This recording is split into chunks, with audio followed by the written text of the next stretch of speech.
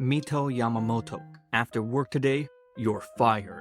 These words were spoken to Mito by his boss after learning he'd been secretly sleeping overnight at the restaurant. Mito apologized because he had nowhere else to stay, but once he saves up enough, he'll find a place. However, his boss was not having it. There's been a lot of customer complaints. Not by the women. They were completely charmed by Mito, who always came to the restaurant for him. But the male patrons felt completely uncomfortable entering the shop. The boss gave Mito his bag, and even though Mito was in a tight spot, the boss's business couldn't be bothered by that kind of hassle. He was certain a pretty boy like Mito could find work anywhere.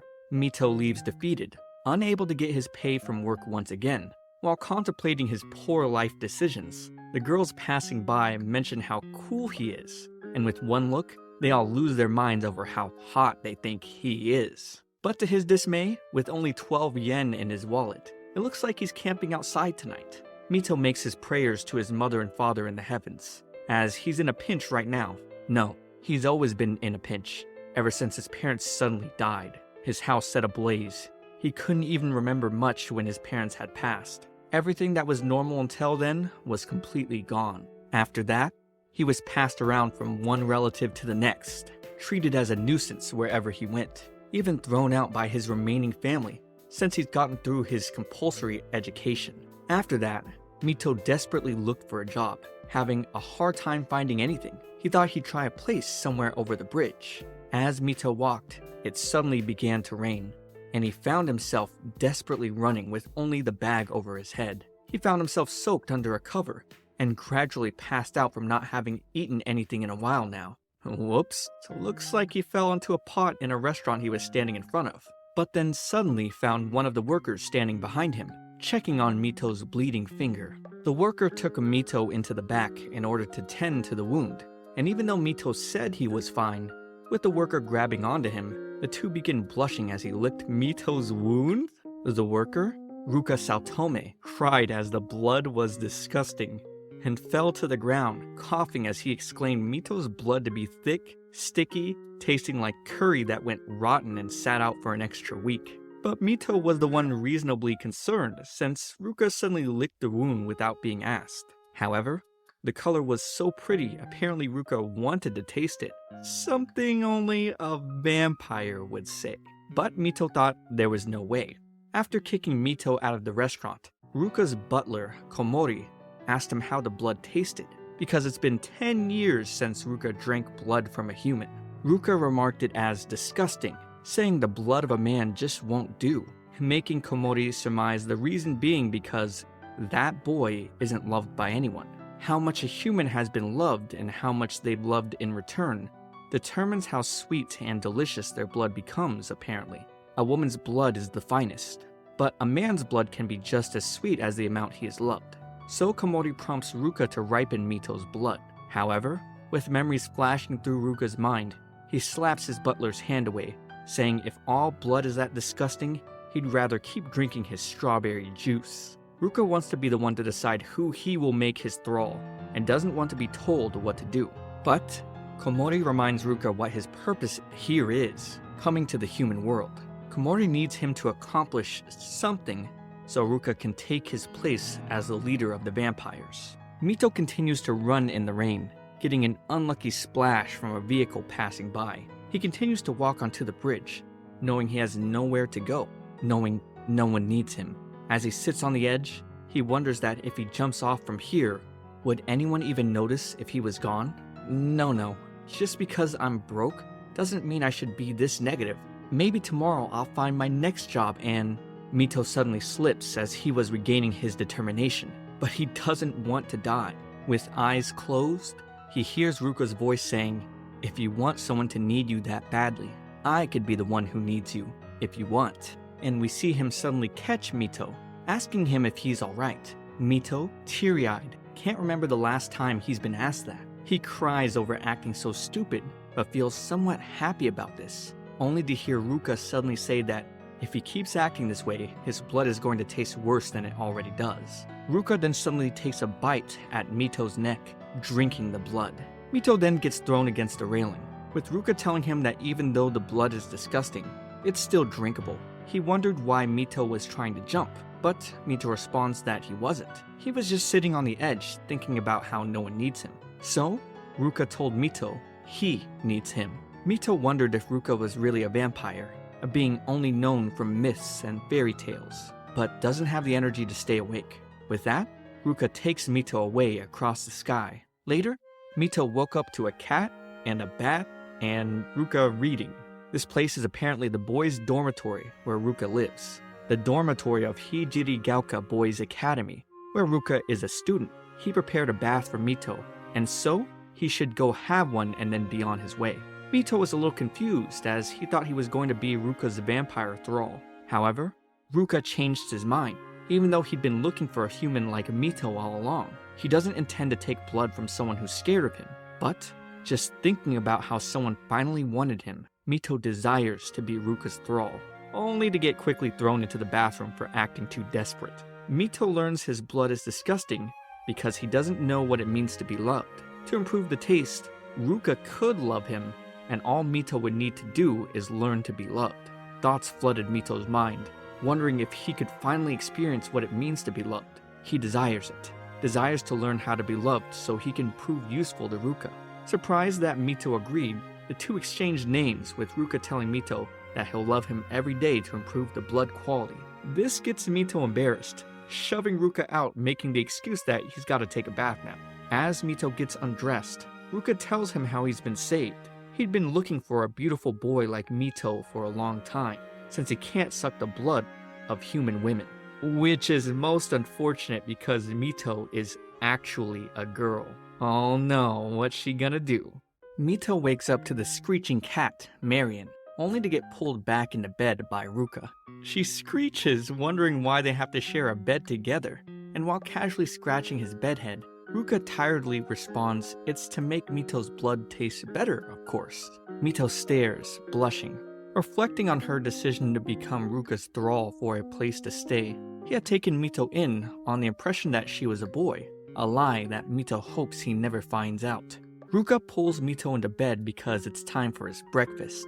She wasn't prepared for this first thing in the morning. However, with a glittering look, Ruka proclaims Mito's job as a thrall is to let him drink whenever he wants, only to subsequently get sick from the taste. Mito is a little concerned that her neck is gonna fill with holes, but with a light stroke, Ruka heals them with ease. The bat from yesterday then flies in, and wow, it's actually Ruka's butler, Komori. He brings Mito a uniform because starting today, she'll be attending Hijirigaoka Boys Academy. As Mito walks in the halls with Ruka, she has a growing concern that people will find out she's actually a girl.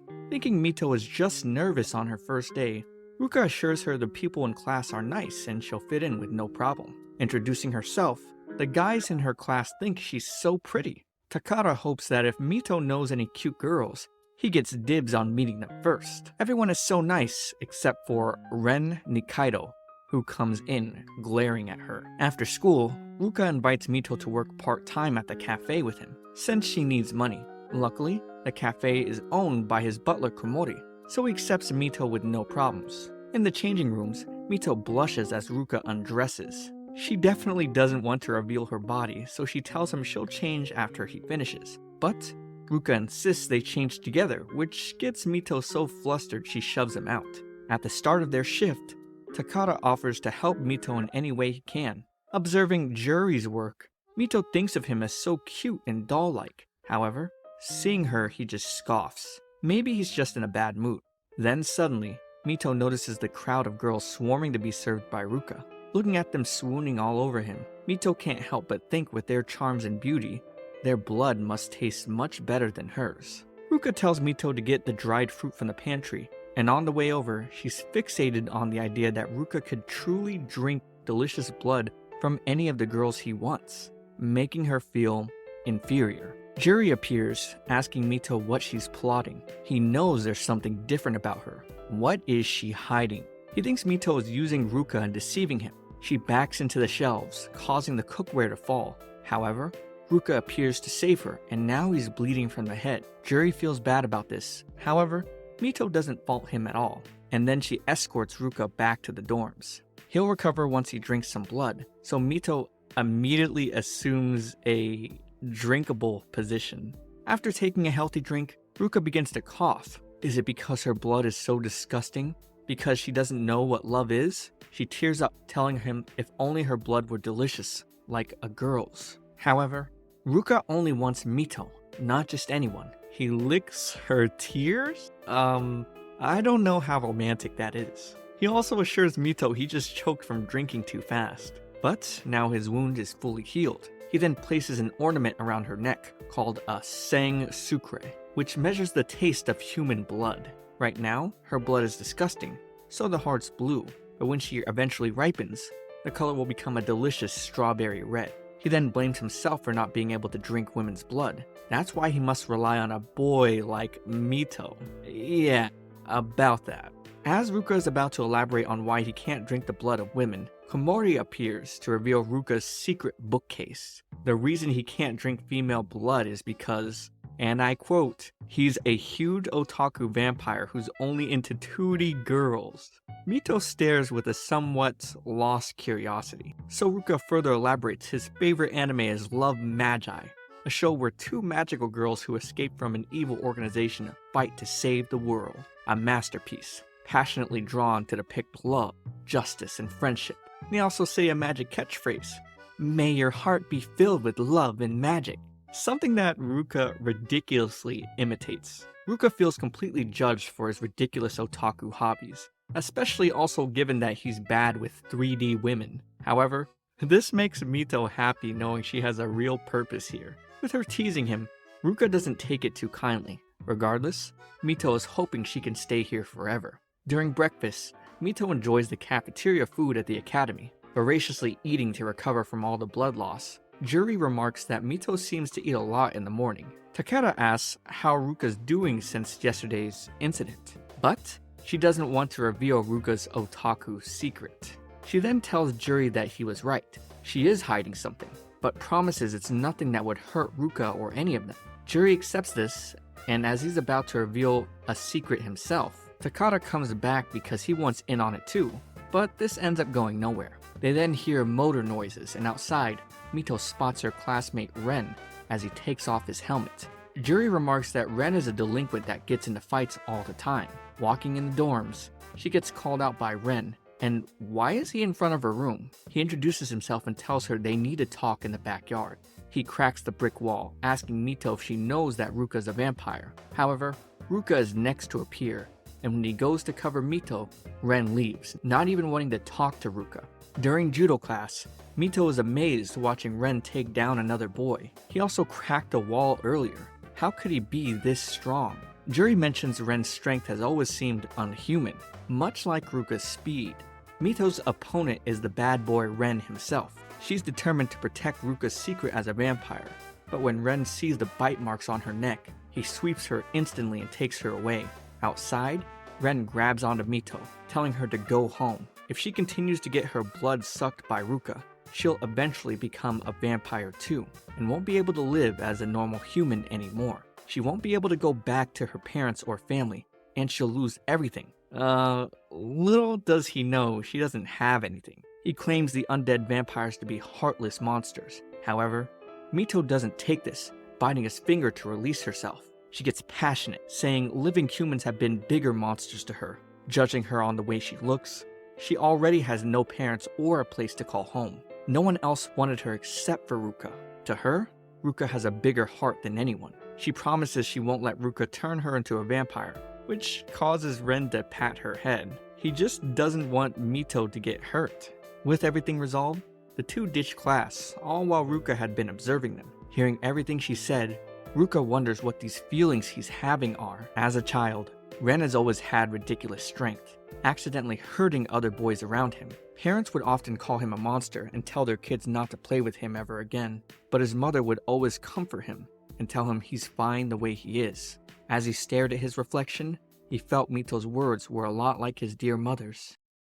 It's another day of cafe work for Mito, and with her now getting the hang of things, Jura and Takara want to host a welcome party for her next weekend. They'll have a barbecue, which sounds absolutely delicious to Mito. She starts begging Ruka to go with her, getting him flustered, but he pushes her away saying, "Geez, I'll go," which makes Mito excited. Ruka closes his eyes as his heart begins beating rapidly, and seeing him losing composure, Komori wonders if there's something wrong. With his face flushed, Ruka can't comprehend these feelings he's having.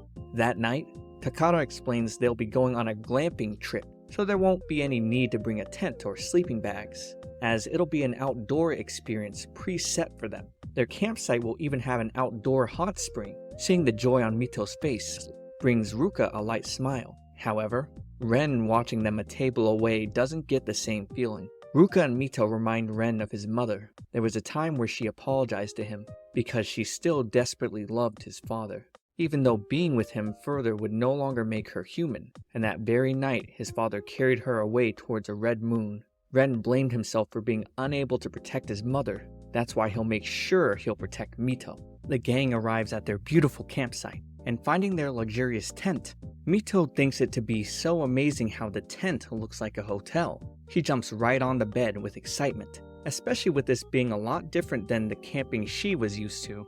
She joyfully remarks she'd never been on a vacation with her family, or ever gone anywhere with friends before, making Juro wonder what kind of life she lived. As they begin setting up camp, it looks like the bad boy Ren has arrived on his motorcycle. As they stare at him, he looks back at them, and with no shame, just sets up his own tent right in front of theirs. Even though Takara tells them all just to ignore him, Mito wonders if this is what Ren meant when he said he was gonna protect her. Ren looks at them again, and there's only silence. So Ruka breaks it by picking Mito up and dropping her into the water. The water's cold, but Ruka tells her it's her fault that she's thinking of other guys when Mito is his thrall. So she pulls him in with her as payback, and the two start splashing each other in the water. As Ruka is about to start helping with the barbecue, Mito stops him to thank Ruka for letting her go camping today. She's never had this much fun in her life. Ruka casually replies, "Yeah," while looking away. Water then gets into Mito's eye, so when she pulls up her shirt to wipe it, Ruka begins staring at her, but she has no idea why. Getting flustered herself, she runs inside the tent, making the excuse that she's gonna change clothes, but unsure of why her heart is beating so fast. As she begins to undress, Ren starts talking to her on the other side of the tent, asking Mito if she's convinced Ruka not to turn her into a vampire. Apparently she agreed with Ren to do that, but she hasn't yet, so he wonders if Mito is backing out on her promise to prove there's nothing for him to worry about. Ren then solemnly tells Mito that if she doesn't, he's going to take her from Ruka by force. Ooh. That night, the gang enjoys their barbecue, while Ren's got his own thing going. Afterwards, Ruka has to drink some blood in private, even still finding the taste gross. He feels it's great to finally be able to drink blood again. Getting past her nerves, Mito asks if she's going to become a vampire someday because of this. So Ruka responds in laughter that he's not planning on doing that to her. They're actually not allowed to create more vampires like that. That's why every vampire has what's called a destined partner, a woman with the best blood that male vampires must only feed on when finding them. So Mito is a placeholder until Ruka finally meets his. Hearing this gets Mito upset, and she doesn't know why. She runs away into the forest, thinking she's hurting because of Ruka, but can't put her finger on the reason. A moth lands on her head, freaking her out. With Ruka catching up to her, Mito runs to hold on to him. He comforts her, and Mito notices Ruka's heart is beating just as fast as hers. Staring at Mito's lips, Ruka suddenly pushes her back, denying what she said. Later, Mito makes it to the mixed-gender outdoor hot spring. She takes off her disguise, thinking no one else should show up. She reflects on her sad reality that when Ruka finds his destined partner, she won't be able to stay with him anymore. She then snaps out of her sadness, reminding herself she came here to have a good time with everyone. Ren came towards the hot spring, looking for Mito, and was shocked to find a woman enjoying a soak. Discovering that Mito is a girl, he lets her know he's coming in, and she quickly puts her disguise back on, which makes Ren totally buy that Mito is still a guy.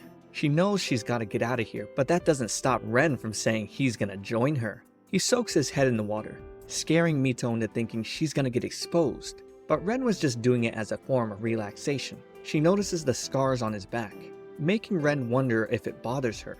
With him being so strong, people are always picking fights with him. He'd beat many people to the point that they treat him like a monster. Mito tells him he's nothing like that. If he was trying to defend himself, those other guys are the bad ones, not him. She tells Ren he's a little awkward but still nice, especially with him being worried about her. To her, Ren is a reliable friend. Ren turns away, embarrassed, trying to coolly respond, "Since when did I become your friend?" giving Mito a chance to escape. A loud thud occurred, and Ren rushed inside the changing room to find Mito passed out. Oh, she just stayed in the steaming water for too long, so now Ren has to carry her. He tells her she's a handful and if she keeps it up, she'll be a vampire in no time. But Mito reassures him it's fine, since Ruka has no intention of making her a vampire. He's gotta save it for his destined partner. The other 3 guys arrive and Ruka gets pissed seeing Mito on Ren's back. Ren calmly explains he didn't do anything wrong and that he's just carrying Mito because she overheated from the bath. Mito gets off from Ren, and then Ruka aggressively pulls her over. After Ren takes off, Ruka confirms Mito is burning up. The 2 other boys had planned on doing fireworks. However, Ruka takes Mito away, saying she needs to rest. He gets on top of her on the bed, telling Mito he won't forgive her if she does something like that again. She understands he was so worried about her. Ruka then gets a cold towel to cool her down, and as he wipes her legs, Mito feels so good, knowing Ruka is only looking at her, only thinking of her. But remembering she's just a placeholder for his destined partner, she's hurt once again. Ruka then gets called to bring out the rest of the fireworks from the tent, and as he's about to go, Mito hugs onto him, saying he can't go. She gets a little selfish, saying if he leaves, her blood will taste disgusting again. She doesn't care if it's until he meets his destined partner. Right now, she wants him to love her more. After her bold actions, she falls, but Ruka catches her. Seeing her passed out, he gets frustrated because he was just about to forget the weird feelings he had for her. He then goes in, not for a bite, but a kiss. However, when she utters his name, he stops. Ruka wonders what he was about to do since Mito is a guy. He runs out of the tent, confused about his feelings, only to find Komori. Komori tells Ruka he already has someone picked for him, so he cannot fall for Mito. If he does, he'll never be allowed to meet this destined partner, and will forever wander this world as a bloodthirsty vampire. He must become the Lord of the Vampires and take Komori's place. And with Komori taking off, Ruka swears he won't fall for anyone in the meantime. With the weekend over, Juri and Takara walk through the halls. Mito comes up to them asking where Ruka is. Ever since they got back from camping, he keeps wandering off alone. Now he's always leaving really early in the morning and coming back late at night. He also hasn't drank any of Mito's blood since camp. He must be hungry. On another day, Ruka left for school without her again. She hasn't seen him for a week now. She gasps, having finally found him. She reaches out to grab Ruka, only for him to casually ask what Mito wants. She screams out that he hasn't sucked her blood in a week, and drags him to a classroom for privacy. Inside, Mito reveals her skin so he can drink. However, Ruka just says he's not hungry. Mito doesn't believe him. She wants him to drink a lot of her blood, a week's worth if he needs it. Ruka gives a somewhat saddened look and touches Mito's face, making her happy as if he's about to drink. However, the happiness turns to disappointment as Ruka tells her he's still not hungry and storms out. At work, Mito sits depressed. She can tell Ruka is clearly avoiding her. She questioned if it was too much that she asked him to love her. Komori then suddenly appears, asking her what's wrong. He gives her some tea to help her relax, then asks if there's something wrong with Ruka. Mito opens up that he hasn't been drinking her blood lately, and would hate to think it's her fault that he's starving himself. Komori acknowledges Mito's kindness, saying no wonder Ruka is craving more than just her blood. Then, the sound of women screaming makes Mito step out of the changing room, and it seems they're screaming over Ren. Mito's happy to see he's come to visit. Ren asks if she's feeling better now, but when she answers she's feeling great, Ren then questions why she's wearing a facade.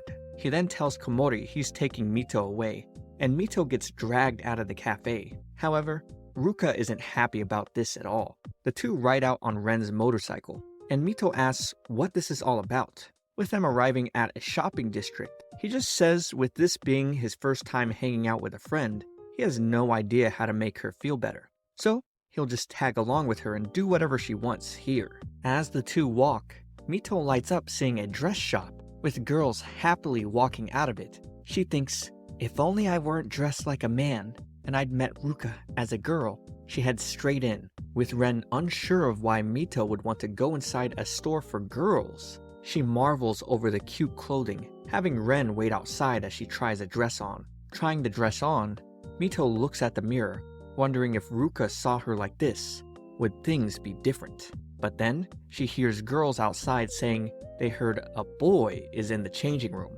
and they want to take a peek. With them about to lift the curtains, Ruka appears to stop them, giving Mito feelings of relief. Ruka defends her, asking what's wrong with a girl or boy wearing whatever they want. He even pisses the two girls off by saying Mito, a boy, would look much better in a dress than them. Seeing Mito, Ruka gets completely flustered. Mito then tells him straight up she wanted to try this on to entice him into drinking her blood, but she now feels nervous, thinking it looks weird on her. However, Ruka can't take his eyes away. His gaze is so intense it's making Mito nervous. Ruka drags his finger up her arm all the way to her face, telling her he wants to drink this feminine version of her. But remembering Komori's words telling him he can't fall for Mito, he stops himself, just saying she's an important friend to him. Ruka doesn't want Mito to push herself and pretend to be a woman. He'll love her as a friend. As he goes to drink her blood, Ren then pulls open the curtains, saying he's still against Ruka drinking Mito's blood. The two boys get into a little scuffle, making Mito laugh. She thanks them for becoming her friends and pushes them out so she can change back. However, the two boys wonder what's up with Mito's cute girl act. Back in Ruka's dorm, Mito notices the Sang Sucre's color is different. Ruka is excited to hear it's gone from blue to orange, and begins patting Mito on her head, congratulating the good job he's done pouring his love into her.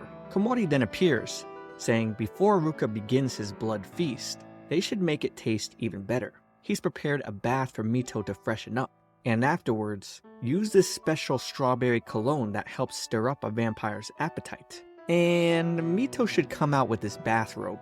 With Komori stepping out of the bathroom, Ruka asks him what's going on since he wants to love Mito as a friend. Komori then smugly answers that because of Ruka's love, Mito is releasing more pheromones than previously, and tells Ruka to take extra caution to not fall in love with Mito, and then he leaves. Mito comes out of the bathroom exactly as Komori instructed, asking if she did things right, causing Ruka to lose it. Mito still isn't sure if her blood tastes better or not, but she's sure things will be alright, since both he and Ren love her as a friend. The irresistible strawberry scent wafts around Ruka. He goes up to her and tells Mito, "Not Ren. I love you far more than he does." "Mito, don't I?" Mito answers, "Yeah," but there's a hint of sadness. As Ruka feasts, Mito keeps thinking it's love as a friend. That's right, nothing more or less. She notices Ruka's drinking longer than usual. She asks him how it tastes, and when he stops drinking, he tells her she went from rotten curry to a rotten strawberry, and heads to the bathroom to go puke. Well, the taste is probably no good until the Sang Sucre changes to red. Standing against the bathroom door, Ruka admits he was so into it, until Mito said his name. The feelings were enough for him to forget how awful the blood tasted. Does that mean he likes... No way! Ruka can't be in love with a man. Just because he's no good with women doesn't mean he'd fall for a guy. He thinks Mito's as flat as a board, short, and just a regular high school boy. But just for a sec, Ruka thought he was cute. He steps out of the bathroom seeing the cat fighting with Mito. He immediately tells Mito to go get a girlfriend. If Mito gets a woman to love, maybe his nasty blood might taste decent for once. So meeting up with the other two boys, Takada plans to set up a mixer for all of them. With Ruka pumped, certain Mito will definitely get a girlfriend now, Takada gets an immediate response from 4 girls from the school next door. However, Juri doesn't want to go and just leaves. And look who they got as a substitute, an unhappy Ren. Mito apologizes to him, making Ren blush, telling her to stop smelling like a sweet fruit and man up. Takada then arrives with the 4 first years from Hijirigaoka Girls' School, who gracefully introduce themselves. All 4 of them are fans of Cafe La Frise, and Mina in particular has been wanting to talk to Mito. The boys are stunned. Takada shoves Mito over to her, and Mina asks to go for a little stroll outside with her, leaving both Ruka and Ren agape. Walking outside, Mito can't believe she's actually alone with a girl. Mina apologizes for her abruptness and asks Mito if she's interested in relationships. Little did they know, Ruka and Ren were tailing them. Ren thought Ruka was the one who set this up. However, Ruka believes it's way too soon for Mito to go out with a girl, but he feels the two already look good together. With a car speeding by, Mito pulls Mina in close to protect her. With Mina feeling a type of way, Ruka is shocked watching everything. He can't bear watching things continue to unfold, so he begins to head out. With Ren even remarking, Ruka looks like he's gotten his heart broken. However, Ruka dismisses the claim, saying Mito is a guy and just a friend. That's all. Mina confesses she's loved someone for a while now. Thinking Mina is about to confess to her, Mito nervously tries to figure out how to turn her down. But it turns out, Mina has been crushing on Ruka for so long. She heard Mito was rooming with Ruka and couldn't bear waiting. She wants to know if Ruka has a girlfriend. Hearing this, Mito gets a little saddened, knowing she herself is only a friend to Ruka. But for some reason, her chest is hurting so much. She answers that Ruka doesn't have a girlfriend, which brightens Mina right up. Mina doesn't believe she'll ever have a chance to get with Ruka, but she was still worried that her confession might trouble him. Looking at Mina, Mito thought of her as a good girl, the total opposite of how she viewed herself. She thought if only someone like Mina was Ruka's thrall. Consulting with Mito, Mina felt a lot better. Seeing her off, Mito kept thinking to herself that everyone should always wish for their friend's happiness. Yet, she felt worse. But Ren was still there for her. A gasp as he watched tears drop from Mito's eyes, being the only one there as a shoulder for her to cry on. As they stood together, a sudden pulsation ran through Ren. He uttered, "No, don't come out." Writhing in pain, he begged Mito to get away from him. If she doesn't, he is gonna come out. Just who is Ren talking about? Find out next week by subscribing to my channel. Also, watch this next video. It's me, ComfyTea. I'll see you all in the next one.